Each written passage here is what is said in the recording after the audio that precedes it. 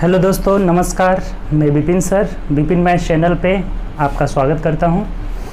आइए हम लोग इस क्लास में हम लोग जो है प्लेटफॉर्म का जो सॉल्यूशन कर रहे हैं, प्लेटफॉर्म के बुक का 2700 प्लस क्वेश्चन जो वॉल्यूम 2 है उसी का हम लोग सॉल्यूशन करेंगे। ठीक, इसमें हम लोग 1560 क्वेश्चन ऑलरेडी देख चुके हैं। 1560 क्वेश्चन आपका, अगर 1560 क्वेश्चन आप नहीं देखे हैं तो प्ले लिस्ट में बना हुआ है। जो आप क्वेश्चन देखना चाहते हैं सबका नंबरिंग वाइज प्ले लिस्ट बना हुआ है, वहाँ से जाकर आप प्ले लिस्ट में देख सकते हैं। ठीक, RRB प्लेटफॉर्म 2700 प्लस का प्ले लिस्ट बना हुआ है। ठीक, वहाँ से जाकर आप देख सकते हैं। ठीक, तो आइए हम लोग वीडियो शुरू करते हैं। देखिए 61 नंबर क्वेश्चन कह रहा है कि एक चतुर्भुज के चारों कोणों का अनुपात 3:5:7:9 दिया है। ठीक, तो पूछ रहा है कि सबसे बड़े कोण को ढूंढे, क्या होगा। अच्छा, एक बात बताइए कि चतुर्भुज के चारों कोणों का योग कितना होता है? 360 डिग्री होता है। कोई भी चतुर्भुज है, चारों कोणों का योग 360 डिग्री। त्रिभुज के तीनों कोणों का योग 180 डिग्री होता है। तो इन सबको जोड़ेंगे तो कितना आ जा रहा है? देखिए 5 3 8 7 15 और 9 कितना हो जाएगा? 9 5 24, 24 हो जा रहा है। 24 यूनिट का वैल्यू 360 डिग्री है। ठीक, तो 12 दूना 24, 12 3 36, यानी 15 मिनट में डायरेक्ट कटा लेते हैं। ठीक, ये 15 मिनट में कट जा रहा है। 1 यूनिट का वैल्यू कितना आ गया? 15 आ गया। तो हमें पूछा है ना कि सबसे बड़ा कोण ढूंढना है, यानी 9 यूनिट का वैल्यू निकालना है। तो 15 9 कितना हो जाएगा? 135 डिग्री हो जाएगा, जो कि ऑप्शन नंबर हमारा डी में दिया हुआ है। यही हम लोग का आंसर हो जाएगा। ठीक, तो चलिए आसान क्वेश्चन से शुरुआत हुआ। नेक्स्ट क्वेश्चन है ये 62 नंबर क्वेश्चन कर रहा है कि निम्नलिखित गुणोत्तर श्रेणी में, ये एक जीपी में है, ज्योमेट्रिक प्रोग्रेशन। ये बोल दिया है कि गुणोत्तर श्रेणी है 4 8 16 डैश डैश। तो कह रहे हैं कि इसका 10वां पद आप ढूंढे कि 10वां पद क्या होगा। ठीक, तो देखिए अगर कोई टर्म जीपी में रहता है, ज्योमेट्रिक प्रोग्रेशन में रहता है, तो कैसे पता करेंगे कि ये जीपी में है? तो यहाँ कॉमन रेशियो बराबर होगा, सार्व अंतर कहते हैं। यानी कि दूसरे टर्म में पहले टर्म से भाग देंगे या फिर तीसरे टर्म में दूसरे टर्म से भाग देंगे। ये हर बार जो है बराबर वैल्यू आएगा। देखिए 4 दूना 8, 8 दूना 16, हर बार क्या आ रहा है? 2 आ रहा है। तो इसी को हम लोग कॉमन रेशियो आर बोलते हैं। ठीक, आर से इसको डिनोटेड किया जाता है। आर इक्वल टू कितना आ गया? यहाँ पे 2 आ गया। और जो पहला टर्म रहता है इसे ए बोलते हैं। ए बराबर यहाँ से कितना आ गया? 4 दिया हुआ है। ठीक, तो टीएन जो है एनवा पद क्या होता है? फॉर्मूला आप ध्यान रखिएगा। टीएन बराबर ए इंटू आर के पावर n-1 होता है। ठीक, ये टीएन जो है एनवा पद a इंटू आर के पावर n-1, तो इसमें रख के निकाल लेंगे आराम से। a का वैल्यू देखिए आपका कितना आया है, यहाँ पे a का वैल्यू 4 है। तो 4 इंटू आर मतलब 2 के पावर nवा पद मतलब हमको 10वां निकालना है। T10 निकालना है, 10वां पद निकालना है। जो टर्म निकालना होगा n का वैल्यू वही रख देंगे। अगर 5वां टर्म निकालना होगा n की जगह 5 रखेंगे। तो ये 10 में से 1 चला जाएगा 9, यानी 2 के पावर 9 हो जाएगा। ठीक, अब आपको पता है कि 2 के पावर 9 बराबर 512 होता है ना, तब भी जब 2 के पावर 10 होता है तो 10 से 24 हो जाता है।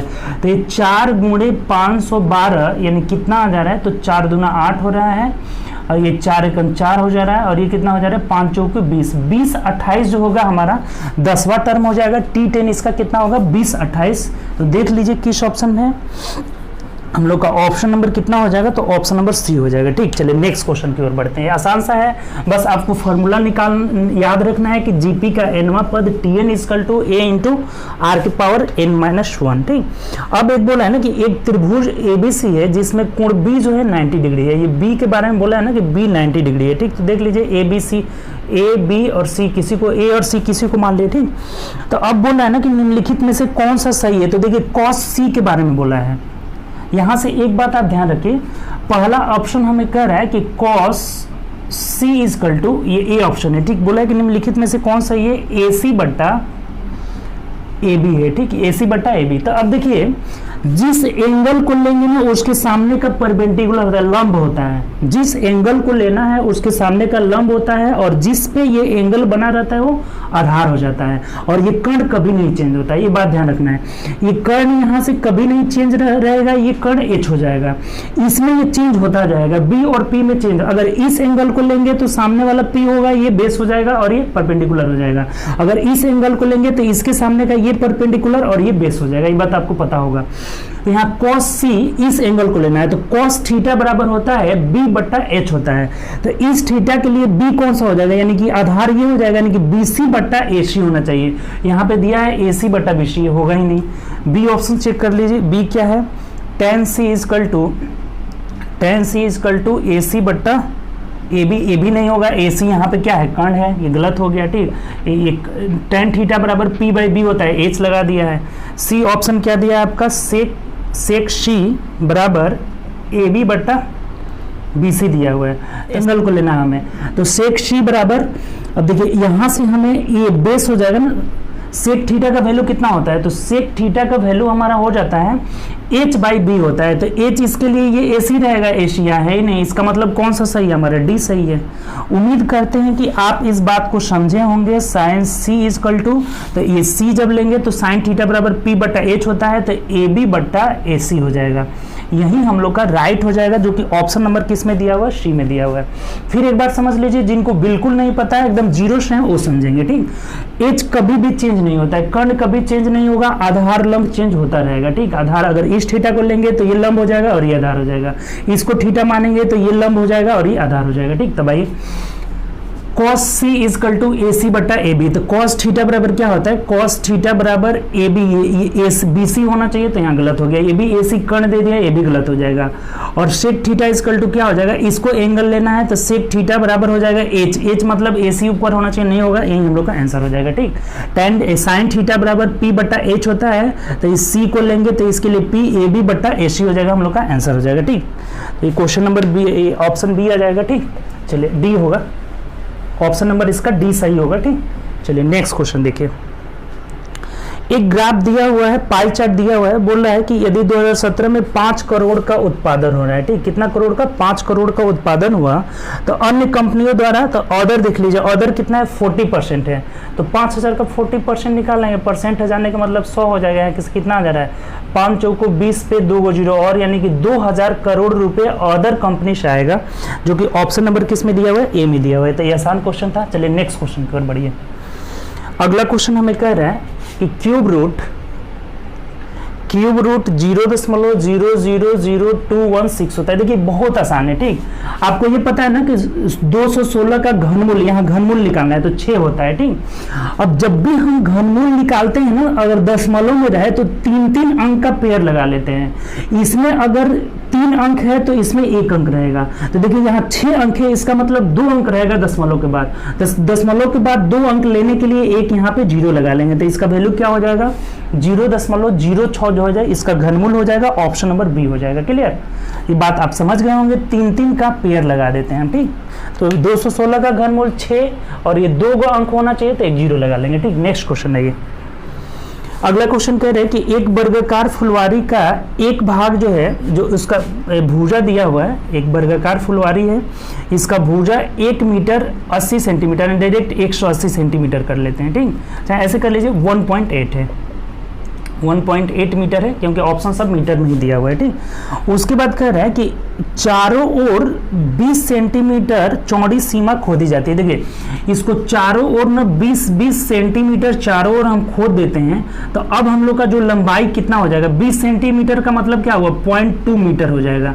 ये जो लंबाई खोद रहे हैं ना कि 0.2 मीटर हम लोग चारों ओर खोद रहे हैं, तो अब जो लेंथ होगा ये कितना हो जाएगा, इसकी भुजा की लंबाई जो पूरा खोद कर इसे बढ़ाए हुए हैं, तो हमें बोला है ना, देखिए आपका कह रहा है, तो विस्तृत फुलवारी का क्षेत्रफल, यानी कि ये टोटल क्षेत्रफल पूछ रहा है, केवल ये विस्तृत हुआ है उसका नहीं पूछा है, टोटल यहाँ पे कुल क्षेत्रफल लगाना चाहिए, मिस्टेक कर दिया है। तो विस्तृत फुलवारी का टोटल क्षेत्रफल, अब जो है लंबाई कितना हो जाएगा, तो 1.8 में हमें जोड़ लेना होगा, 0.2 जोड़ लेना होगा, ठीक।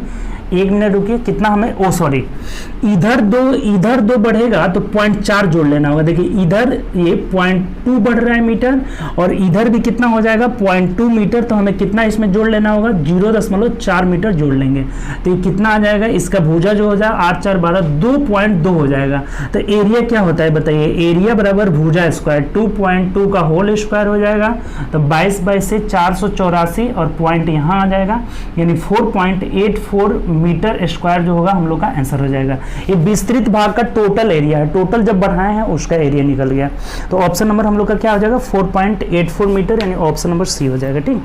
चलिए अगले क्वेश्चन को बढ़ते हैं, अगले क्वेश्चन की ओर। देखिए अगला क्वेश्चन क्या कह रहा है, एक तांबे के तार को मोड़कर एक वर्ग बनाया गया है। देखिए एक ये तांबा का तार है, इसे वर्ग बनाया गया और इसका एरिया है 121 सेंटीमीटर स्क्वायर, ठीक, ये दिया हुआ है। अब कह रहा है कि यदि इस तार को मोड़कर एक वृत्त बना लेते हैं, इस तार को मोड़कर अब हम वृत्त बना लेते हैं, सर्कल बना लेते हैं, थोड़ा और बड़ा बना दीजिए। ये जब सर्कल बना लेते हैं तब कह रहा है कि सर्कल का एरिया हमें पूछा हुआ है कि इसका एरिया कितना होगा। तो एक बात बताइए कि इस तार को मोड़ने का मतलब क्या हुआ, इसका परिधि, इसकी परिधि बराबर होगा।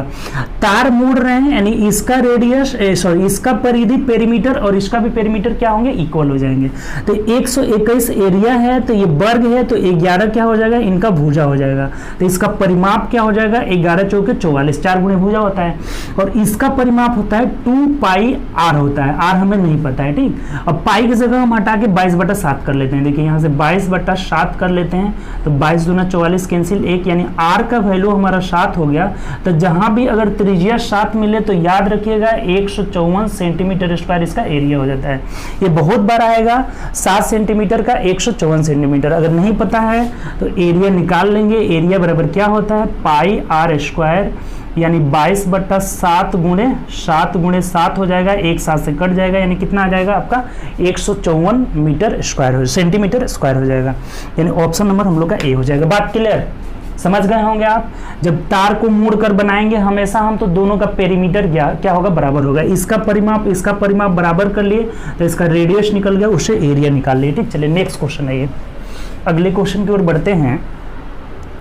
अगला क्वेश्चन आसान है। 11 गुणा का देख लीजिए अर्थ क्या है। गुणा का अर्थ है भाग, तो 11 और गुणा का अर्थ प्लस है। यहाँ पे गुणा का अर्थ +2, माइनस का अर्थ है गुणा, तो गुणे 12, और प्लस का अर्थ है भाग, तो यहाँ से क्या हो जाएगा, गुणा का अर्थ है ना भाग, 1 मिनट रुक जाइए।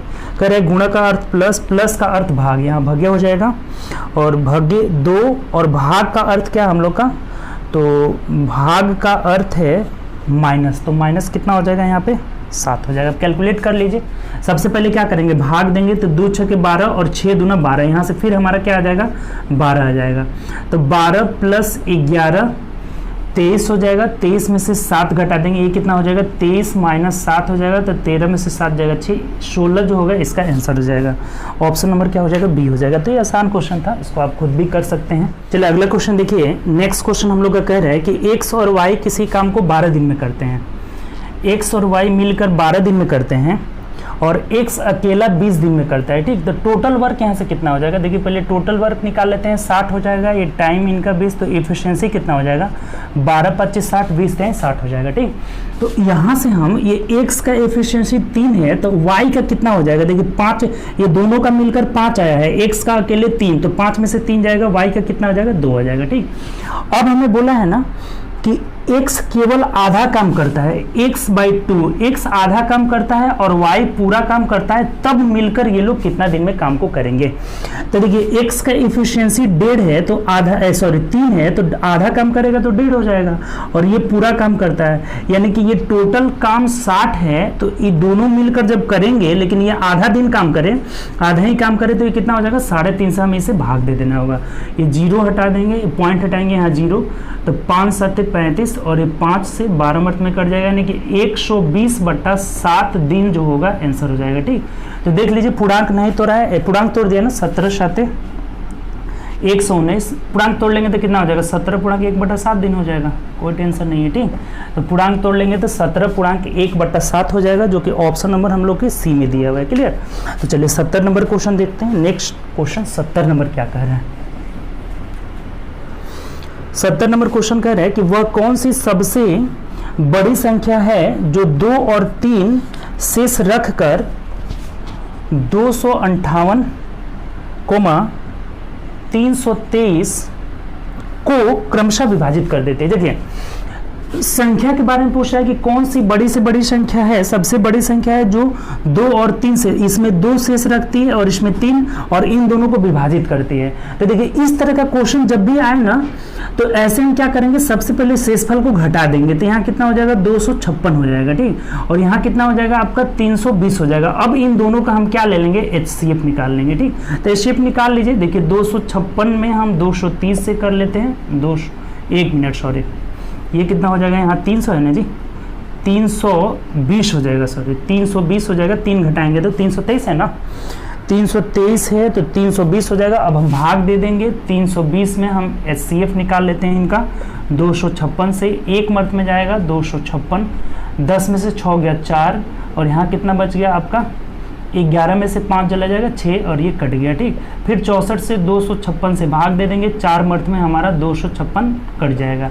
तो यहाँ से जो जिससे कट जाता है ना वही हम लोग का HCF हो जाता है। यहाँ से HCF कितना हो जाएगा 64, तो यही हम लोग का आंसर हो जाएगा। ठीक, जब भी ऐसा क्वेश्चन आए कि वह बड़ी से बड़ी संख्या क्या होगी जो इतना इतना को डिवाइड कर दे, जो इसमें -2 और 3 शेष छोड़ करके, तो सबसे पहले हम शेष को घटा लेंगे और जो संख्या बचेगा उनका क्या करेंगे, HCF निकाल लेंगे। यानी कि इसका आंसर कितना हो जाएगा 64 हो जाएगा, जो ऑप्शन नंबर किस में दिया हुआ है, डी में दिया हुआ है। चलिए 71 नंबर देखिए क्या कह रहे हैं, 71 क्या कह रहा है। 71 बोला है कि एक अभ्यर्थी 20% अंक के साथ 20% अंक लाता है और वह 35 अंकों से फेल हो जाता है। अनुत्तीर्ण मतलब फेल। देखिए ये 20% लाया है और कितना अंक से फेल हो गया, 35 अंक से फेल हो गया। ठीक, अंक से फेल हो गया। दूसरा विद्यार्थी है उसी परीक्षा में 50% लाता है और कितना अंक से ये ज़्यादा लाता है, 32 अंक अधिक लाता है, 32 अंक अधिक लाता है पासिंग मार्क से। ठीक, तो हमें पूछा है ना कि परीक्षा का पूर्णांक क्या था। देखिए इस क्वेश्चन को बहुत आसानी से हम लोग बनाएंगे। यहाँ जो परसेंटेज का अंतर है दोनों का वो कितना है, 30% है। ठीक, 30%, और इधर अंक का अंतर कितना है, 35 अंक से फेल हो गया और 32 अंक ज़्यादा लाया। जैसे पासिंग मार्क्स ये है तो इससे ये 35 अंक कम ला रहा है और ये इससे 32 अंक अधिक ला रहा है, तो दोनों का अंतर मतलब क्या हो जाएगा, जुड़ जाएगा दोनों, यहाँ से यहाँ तक की बात कर रहा है। तो 5 2 7 हो जाएगा और 3 3 6 हो जाएगा।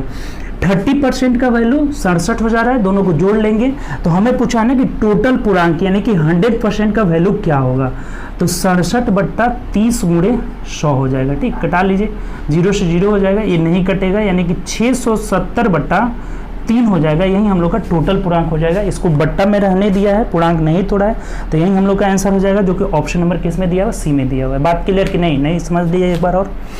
इधर परसेंटेज का अंतर 50-20 का अंतर 30%, इधर अंक का अंतर क्या होगा, देखिए कब अगर ये दोनों फेल रहेगा तो घटेगा, दोनों इधर रहेगा तो घटेगा, दोनों इधर रहेगा तो भी क्या होगा, घटेगा। लेकिन एक फेल रह जाए एक अधिक रहे तब क्या हो जाएगा, जुड़ जाएगा। तो यहाँ एक अंक से फेल हो जा रहा है, ये अंक अधिक ला रहा है, तो दोनों जुड़ जाएगा। 30% का वैल्यू 67 है तो 100% का वैल्यू कितना है, 670/3 हो जाएगा। बहुत आसानी से निकाल ले। नेक्स्ट क्वेश्चन है ये, अगला क्वेश्चन कह रहा है 72 नंबर 72 बोला है कि राम की उम्र उसकी बेटी की वर्तमान उम्र से दोगुनी है यदि बेटी का उम्र 20 है। देखिए राम और उसकी बेटी, तो बोला है कि बेटी का उम्र 20 है तो ये कितने के हो जाएंगे, 40 के हो जाएंगे, क्योंकि बोला हुआ है कि राम दोगुना उम्र है। ठीक, तो बोला है तो राम की उम्र कितने साल पहले अपनी बेटी की 3 गुनी थी। मान लेते हैं कि 1 साल पहले की बात कर रहा है, 1 साल पहले की बात कर रहा है, और ये अपनी बेटी के उम्र का 3 गुना था, तो अगर हमें बराबर करना होगा तो इसे 3 से गुणा कर लेंगे। ठीक, अब निकल जाएगा x का वैल्यू। बात क्लियर हुआ।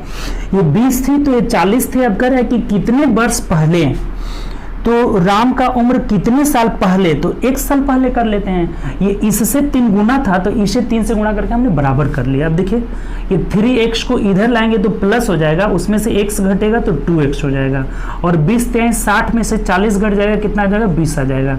तो x का वैल्यू कितना आ जा रहा है, 10। 10 वर्ष पहले की बात कर रहा है। 10 वर्ष पहले जो था अपने बेटी का क्या था, 3 गुना था, तो यही हम लोग का आंसर हो जाएगा। ऑप्शन नंबर देख लीजिए क्या हो जाएगा, तो डी नंबर हो जाएगा। 10 वर्ष 0 महीना, महीना ऐसे लिखा हुआ है। ठीक, चलिए 73 नंबर क्वेश्चन देखिए।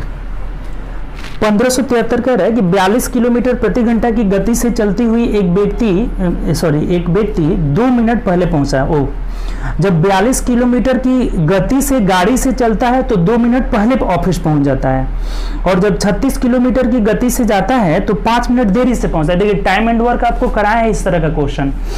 एक बार ये जा रहा है 42 के और एक बार 36 के, तो डिस्टेंस यहाँ से सेम है, इसके ऑफिस की दूरी सेम है। तो जब डिस्टेंस सेम रहता है तो चाल का जो रेशियो होता है समय का उल्टा होता है, आपको बताए थे। तो यहाँ से स्पीड का रेशियो हम लोग देख लेते हैं। स्पीड का रेशियो एक बार जा रहा है 42 किलोमीटर और अगली बार जा रहा है 36 किलोमीटर प्रति घंटा, तो इसका जो टाइम का रेशियो होगा ना ये उलट जाएगा, टाइम का रेशियो उल्टा हो जाता है। तो ये हो जाएगा आपका 36 और ये हो जाएगा 42, कटा दीजिए, 6 के 36, 6 7 42। तो इधर समय का अंतर 1 यूनिट है, ठीक। अब उधर देखिए समय का अंतर कितना है, एक बार 2 मिनट के पहले पहुंच जा रहा है और अगली बार 5 मिनट देरी से पहुंच रहा है। तो यहाँ भी अंतर कितना हुआ, अभी पिछले क्वेश्चन में ही देखें, देरी पहले आएगा तो ये जुड़ जाएगा, यानी कि 7 का वैल्यू है, ठीक। 1 यूनिट का वैल्यू 7 मिनट आ गया, ठीक। 1 यूनिट का वैल्यू 7 मिनट, ये 2 मिनट देरी पहले, 5 मिनट देरी से तो जुड़ जाएगा, ठीक। तो अब इसमें से किसी एक का वैल्यू निकाल लेते हैं। मान लीजिए हम साथी का वैल्यू निकाल लेते हैं, तो 7 7 49 मिनट आ जा रहा है, ठीक।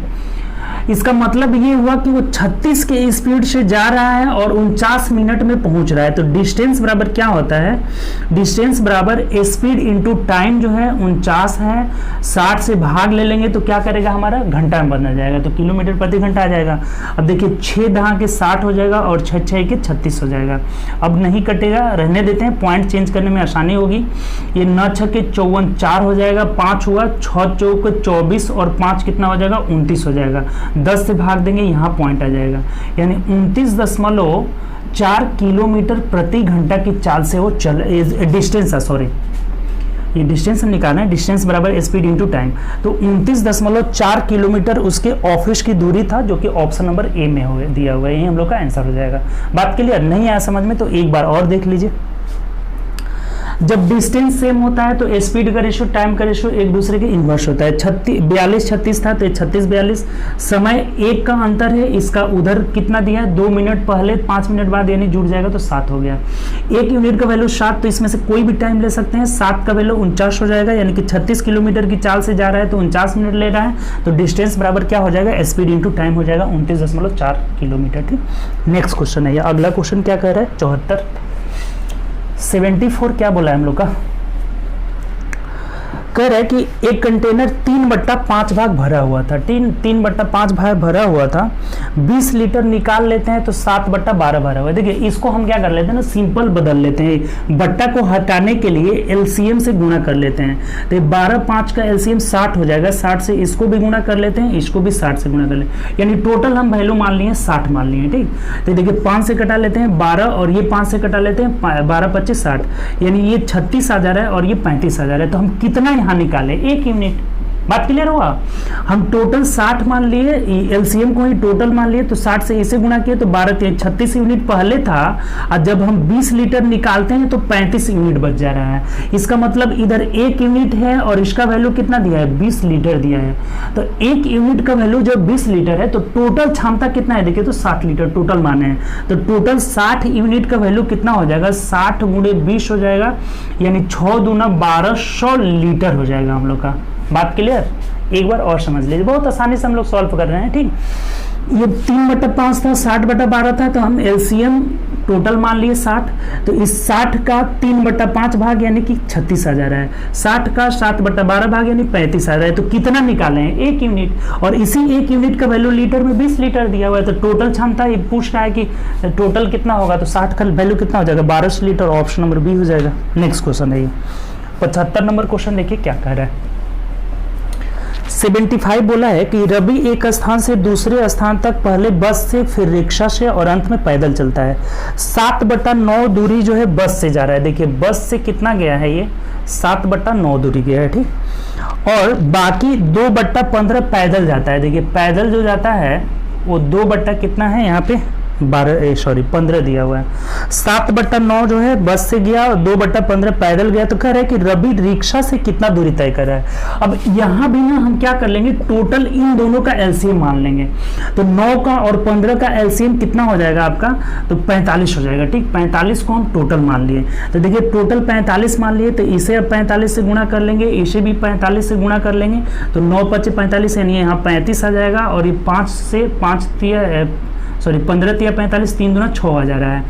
इसका मतलब इस 45 में से यहाँ 35 चला गया है, यहाँ 6 चला गया है, तो रिक्शा से कितना जाएगा, रिक्शा वाला निकाल लीजिए। तो 45 में से हम ये 6 5 11 घटा, यानी 41 घटा लेंगे। तो 41 घटाइएगा 45 में से, तो ये कितना बच जाएगा, 4 बच जाएगा। बात क्लियर, खत्म हो गया, कुछ है ही नहीं इसमें। समझ में आया, फिर से एक बार देखिए। 7/19 था, 7/12, टोटल वैल्यू हम हर का एलसीएम ले लिए 45 ले लिए, 9 15 का वैल्यू 45, 45 से इसे गुणा किए, यानी बस से 35 जा रहा है 35 यूनिट और पैदल कितना जा रहा है 6 यूनिट, तो 35 6 41 हो गया, तो रिक्शा से कितना जाएगा 4 जाएगा, क्योंकि टोटल इसके पास 45 ही है।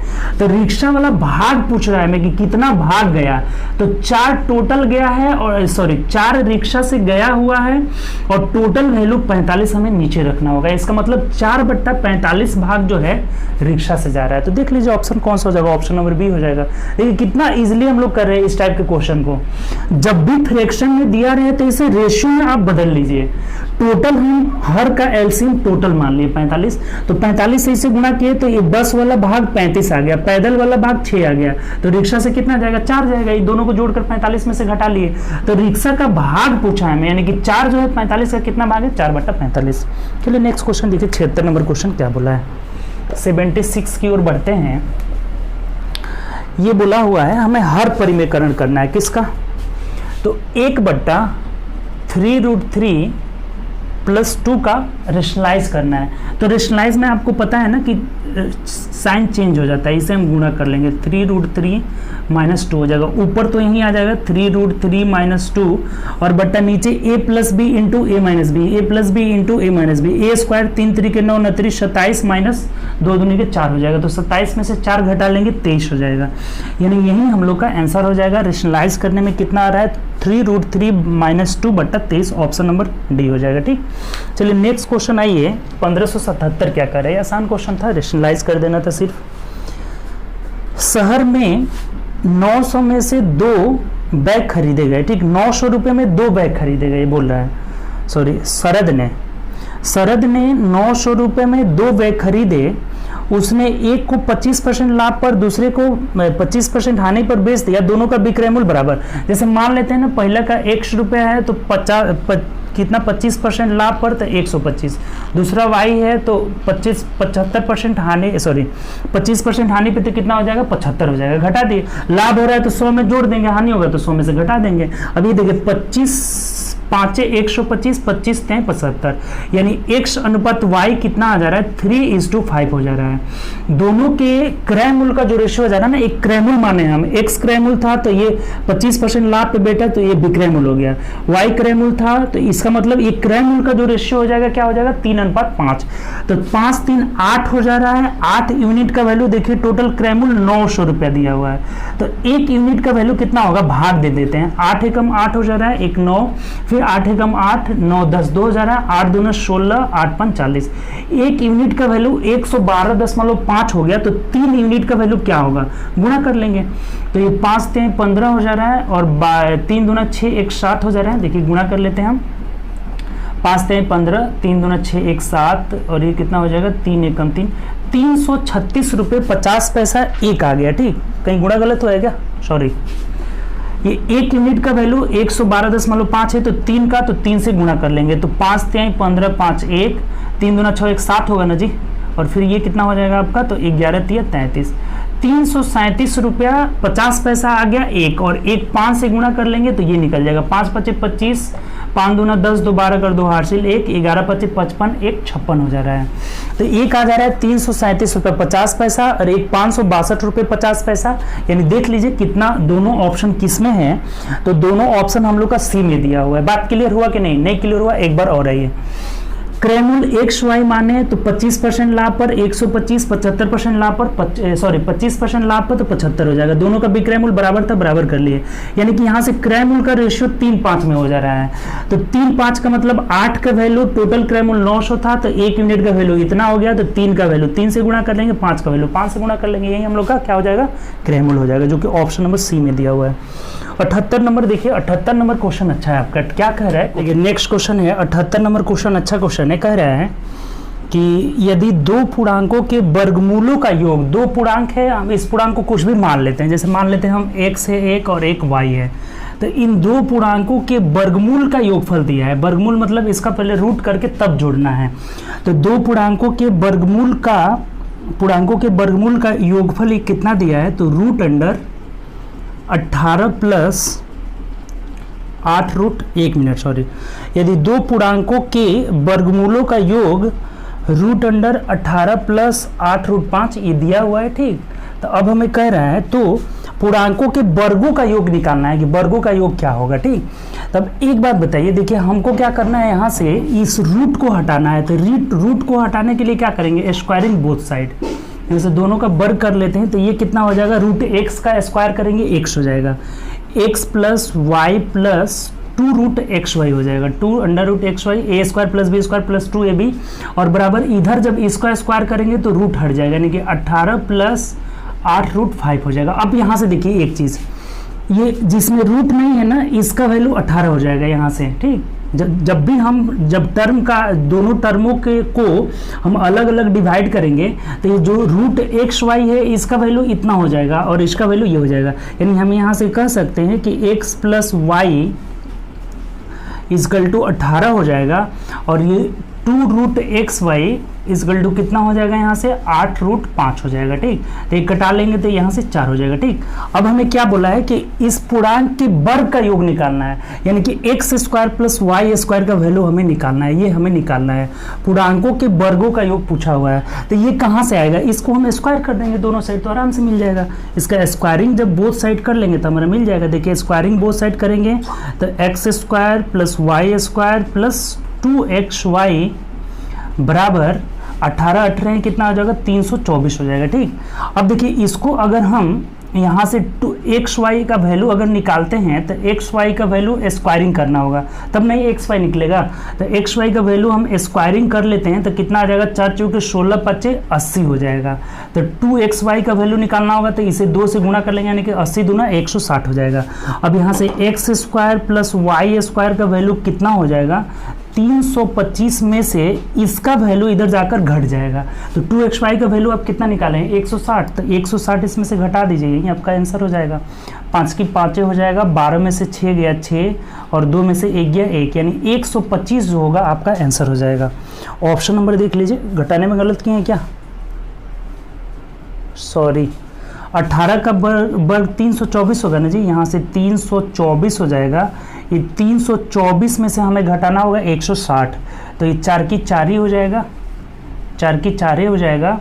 और यहाँ 12 में से 6 गया 6 हो जा रहा है, और ये 3 में से 1 जाएगा, कितना हो जाएगा, ये 2 में से 1 जाएगा, 164 हो जाएगा, ठीक। यहाँ घटाने में हम गलत कर दिए थे।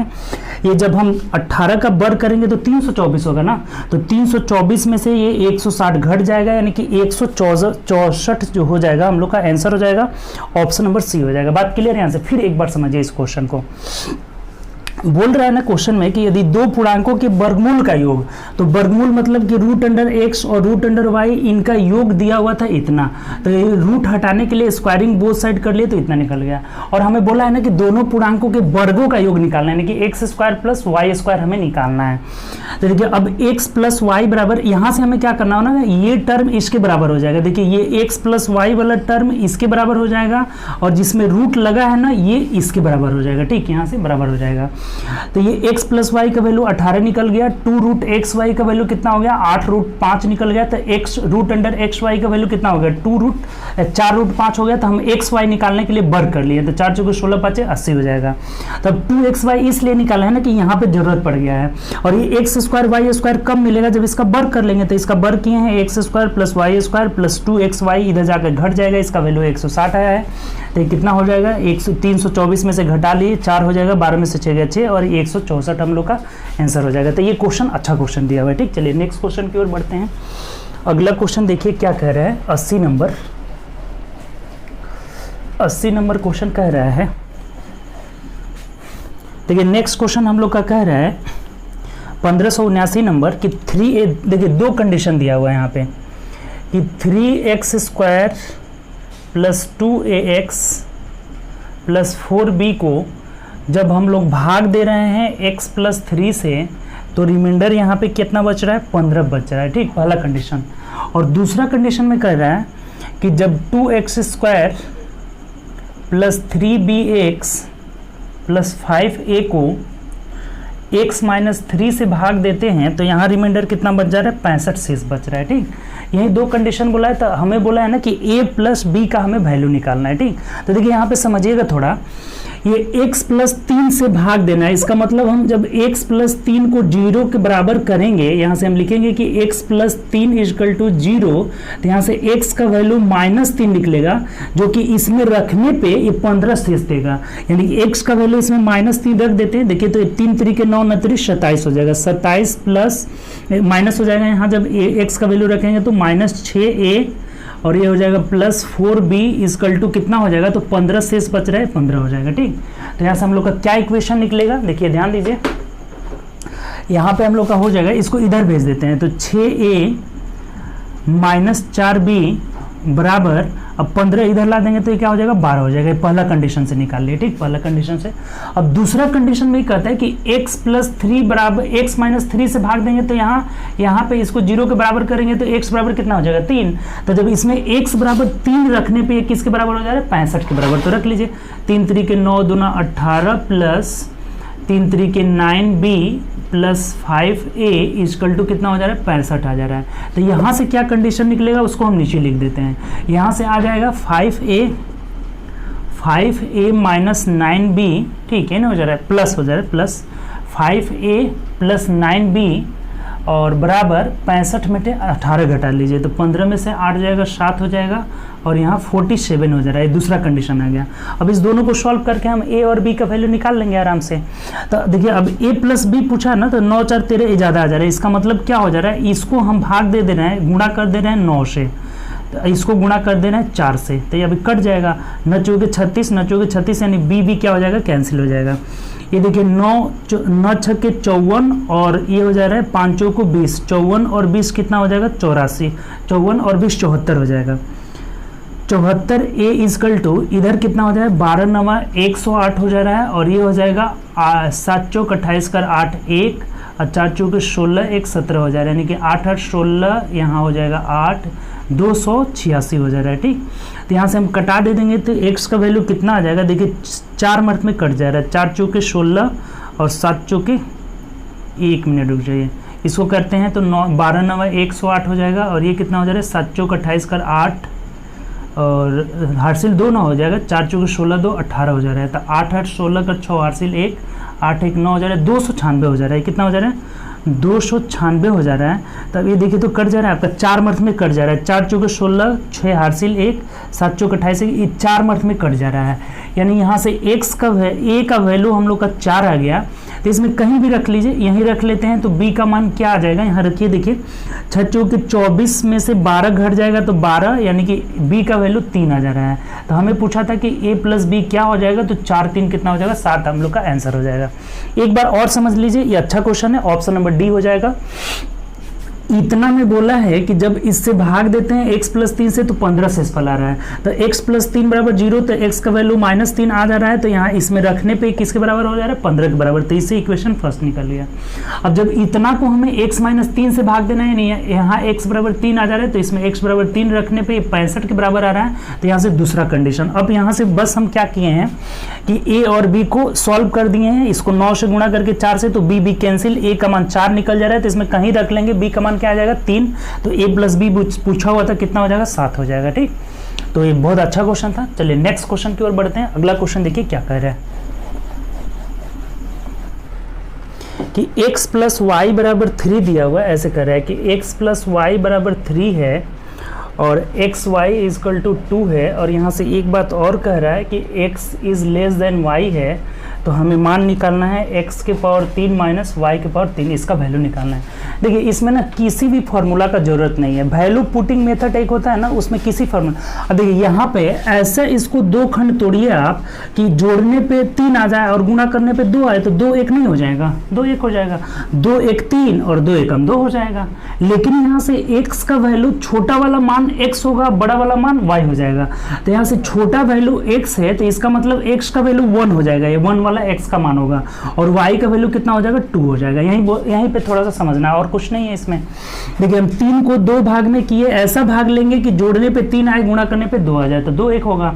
अब इसमें से 2 कौन होगा, तो बड़ा जो है वही 2 होगा, y 2 होगा। तो अब हमें बोला है ना कि x Q minus Y Q, तो 1 का क्यूब करेंगे 1 माइनस वाई क्यूब 2 का क्यूब 8 हो जाएगा, तो 1 में से -8 घटाएंगे, -7 जो होगा आपका क्या हो जाएगा, आंसर हो जाएगा। तो यहाँ पे किसी भी फॉर्मूला का जरूरत नहीं पड़ेगा, वैल्यू पुटिंग से आराम से हम लोग बना लेंगे, ठीक। तो इसका आंसर कितना हो जाएगा, ऑप्शन नंबर डी हो जाएगा, ठीक। तो हम लोग आज इतना क्वेश्चन रहने देते हैं, 20 क्वेश्चन हम लोग आज पूरा किए। अगले वीडियो से हम लोग क्वेश्चन नंबर ऑफ क्वेश्चन बनाएंगे, 30 या 40 क्वेश्चन हम लोग करेंगे, ठीक। आज बस इतना ही रहने देते हैं, ठीक। फिर हम लोग कल अगले वीडियो में मिलते हैं, ठीक। तब तक के लिए आप घर पे अच्छा से प्रैक्टिस करिए और निगेटिव वर्ड से दूर निकलिए और प्रैक्टिस को फिर से आप अपनाइए और फिर से आप अच्छे से तैयारी करिए, ठीक। और मेहनत करिए ज़्यादा, मेहनत का फल कभी भी आपका बेकार नहीं जाता है, ठीक। तो कठिन मेहनत कभी भी आपका लॉस नहीं होता है, तो इस बात को आप समझ गए होंगे। तो ज़्यादा से ज़्यादा मेहनत करें, ठीक। चलिए, ओके, बाय।